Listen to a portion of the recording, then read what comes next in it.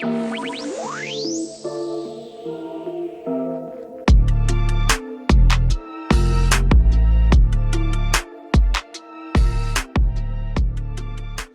guys, welcome back to my YouTube channel. I hope you guys are doing well. And today's video is really exciting because I'm going to be showing you guys how to get a fireplace on a budget. So this is like kind of a DIY project. I have this sitting room in my house, and I literally, when I moved in, I had no idea of what I wanted to do with this space. Kind of just put it on hold for about a year now, and I'm just starting to, you know, kind of decorate it, and I'm just starting to kind of do little changes here and there. So one change that I really wanted to do was put in a fireplace.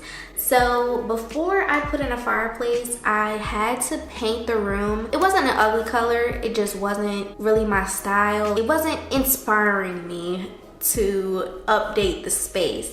So I just decided to paint the whole room white and then do like a dark gray trim. And then from there, I was able to say, okay, now I want to change the chandelier. So I changed that as well. I updated that to be more modern. And then lastly, it was time to put in the fireplace. Now initially, I was just gonna go and build a fireplace. Like, me and my husband, we're gonna go to Home Depot, get wood, and like rent these machines and literally build a fireplace. But honestly, once I started looking into it, I was like, that seems like it's gonna be kind of a harder task. So how can I make this easier on myself but still look nice, custom to the space and everything? I went online to Home Depot and I found this fireplace. This fireplace was $2.99. It is a 40-inch fireplace, and it looks like this. Since I had a gray trim already in the room, I decided that I wanted to make the trim on the fireplace gray as well, because I wanted it, again, I wanted it to look custom. I wanted it to look like it was a part of the space, and I feel like that really tied it together. This fireplace literally took me about an hour by myself to put together, so I'm sure if you had help, it would probably cut the time in half. Here is just a little behind the scenes of me trying to put this together. Well, I said I did it by myself, but I guess I had a little bit of help with Miss Leah. She's more so just there for moral support while mommy tries to, you know, figure this all out. But super easy to put together, and I love how this turned out.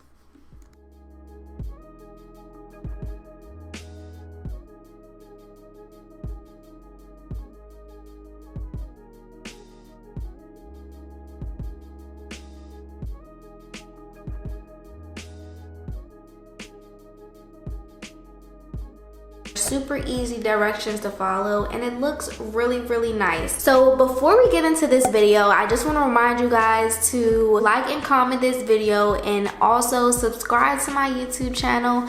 All that stuff really helps me out, so don't forget to do it, and I really appreciate it. Let's go ahead and get right into this video. I knew that I wanted to do a accent wall behind the fireplace just to, you know, add some more to the space, like just add a focal point. I went looking for some 3D art paneling or whatever for the wall. So Amazon had a bunch of different options for you know, wall art and 3D wallpaper and all this stuff, but what I found easiest to use and the easiest for me to install was some 3D ceiling tiles. You know, like in office buildings where they have like the little square blocks in the ceiling? Well, that's what these tiles are made for. They're square, and they're made to go like inserts into those square ceilings. It was $89 for 12 panels, and they were each about 20 by 20 inches or 19 point something inches by 19 point something inches. So they're pretty nice size panels, and I was able to achieve my fireplace with one pack of panels. Because I didn't know if I was gonna like these panels, I didn't want to adhere it to the wall with construction glue or whatever. So I found that these Gorilla Glue putty squares worked amazing. This is an awesome product. I recommend this over the double-sided tape because this works very well on painted walls. So sometimes when you get double-sided tape, they don't always work that well on painted surfaces, but these putty squares work amazing. And then also a side note, I ordered a certain type of ceiling tiles and Amazon actually sent me a different pattern, but I wasn't mad at it. I didn't notice it until after I put some of the panels up, and I said, let me go back and check the design that I picked out on Amazon, and it was different. Not completely different, but definitely different. But honestly, I'm so much happier with the panels that they sent me. It was easier to cut, easier to work with, and I like this design better. So I cut out the putty squares, removed the plastic backing, and I just put it evenly on the flat surface of each ceiling tile to make sure that I had enough putty so that way these would not go anywhere. For me, it was easiest to start at the top center of where I wanted to place these tiles. So the key is to cut as least amount of tiles as you have to, because cutting these can be very tricky to get it even. So I just wanted to start by placing the full squares in the center, and this was the easiest way for me to do it. You want to press down on the putty squares against the wall for about 30 seconds each one, so that way it adheres to the wall and they're not going to fall down. These work wonders. Like the putty squares, I love this product. So the first 4 squares were probably the easiest because I didn't have to cut anything. Super easy, just repeating these steps by applying the putty squares on the back and then adhering it to the wall. Next, to fill in this gap right here, I just cut one panel in half, put some putty on the back of it, and glued it, or stuck it onto the wall right there. You only need half of a panel because the fireplace is going to be covering the part that is going to be just the bare wall. So don't worry about that, just worry about what's going to be seen. I'm going to repeat the same step on the opposite side to fill in the gap with the other half of the ceiling tile that I cut out.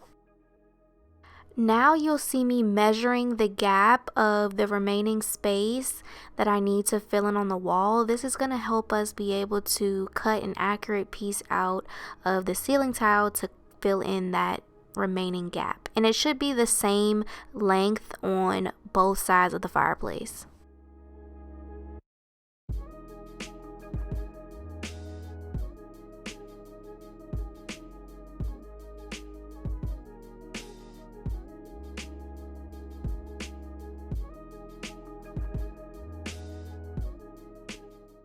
Now I took 3 whole panels and cut them in half, making 6 half panels. This is just going to expand it out a little bit more because you could leave it like this, but it wasn't giving the moment that I wanted it to give. So I just wanted to expand the accent wall out a little bit more just to make it more grand. So that'll make 6 half panels, and I just adhere them all onto the wall like so.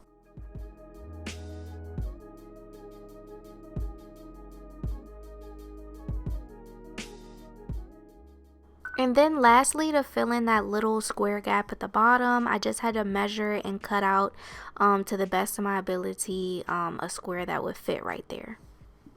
Once I had all the panels up on the wall, I went ahead and I ordered this trim off Amazon. This trim cost about $12 for 10 feet of trim, so I had to order 2 of them to cover up the 2 sides of the wall and the top of the wall. Even though that the trim has a sticky backing on it, I would suggest using the putty squares as well to help adhere this to the wall, because that stickiness on the back of the trim it doesn't stick that well on its own. But with the putty squares, it's not gonna go anywhere. This trim is just really nice to make everything look even, because you know we had to cut some of those ceiling tiles. This will ensure that everything looks straight and nice. And yeah, then we have a finished fireplace. I absolutely love how this fireplace turned out.